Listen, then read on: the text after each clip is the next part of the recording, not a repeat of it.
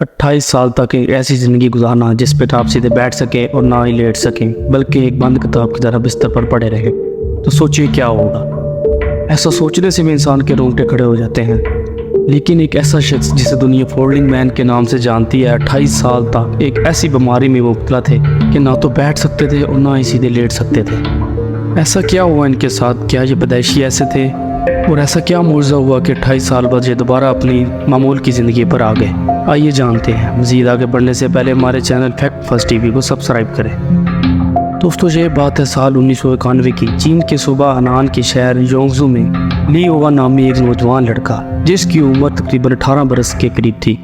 एक रोज़ उस नौजवान की रीढ़ की हड्डी में इंतहाई शदीद और तेज़ दर्द उठता है, जो कि उसकी बर्दाश्त से बाहर हो जाता है और वो चीखने लग जाता है। उसकी बड़ी वालदा उसे डॉक्टर के पास ले जाती है और डॉक्टर उसका चेकअप करते हैं। चेकअप के बाद पता चलता है कि ली को एक ऐसी बीमारी है जिसका नाम एंकाइलोजिंग स्पॉन्डिलाइटिस था। दरअसल ये बीमारी रीढ़ की हड्डी के जोड़ों, टखनों और कोलों को मुतासर करती है।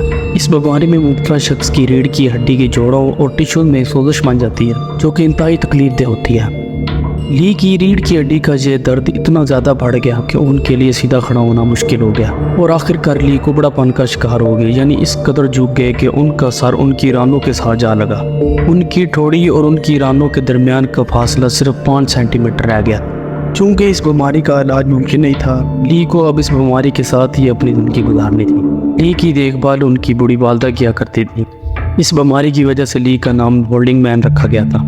ली 28 साल तक इस बीमारी के साथ लड़ते रहे। उनकी सारी जवानी इस बीमारी में गुजर गई। आखिरी 5 सालों में ली की हालत बहुत ज़्यादा ख़राब हो गई थी। उनको खाने पीने में भी बहुत ज़्यादा दुश्वारी पेश आती थी। वो सब उम्मीदें खो चुके थे। कोई भी सर्जरी उनकी जान के लिए खतरा साबित हो सकती थी। आखिरकार उनकी मुलाकात डॉक्टर ताओ ह्यूरेन से हुई, जो उनके लिए एक फरिश्ता साबित हुए। डॉक्टर ताओ ह्यूरेन, जो कि शीजन यूनिवर्सिटी जनरल अस्पताल में रीढ़ की हड्डी की सर्जरी और ऑर्थोपेडिक्स डिपार्टमेंट के हेड थे, वो इससे कबल भी ऐसे फोल्डिंग पेशेंट का इलाज कर चुके थे।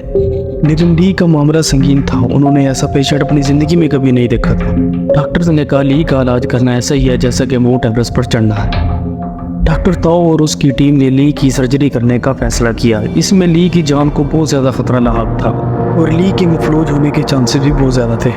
ली की वालदा के पास इसके अलावा और कोई रास्ता नहीं, इसलिए उन्होंने ली की सर्जरी करने की इजाज़त दी। आखिर सर्जरी शुरू की गई। यह सर्जरी 4 मराहल पर मुश्तमिल थी। डॉक्टर्स की टीम ने ली की रीढ़ की हड्डी के एक हिस्से को तोड़ दिया और उसकी हड्डी को दोबारा बनाया था। डॉक्टर्स ने इस पूरी रीढ़ की हड्डी के कानून को सीधा किया। 4 महीने तक चलने वाली ये सर्जरी आखिरकार कामयाब हो गई। डॉक्टर्स बहुत खुश थे। 28 साल तक इस बीमारी में मुब्तला ली अब सीधा खड़ा होने, बैठने, लेटने के काबिल हो गए थे।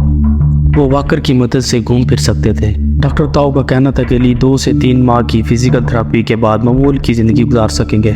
ली और उसकी वालदा डॉक्टर ताओ के बेहद शुक्रगुजार थे।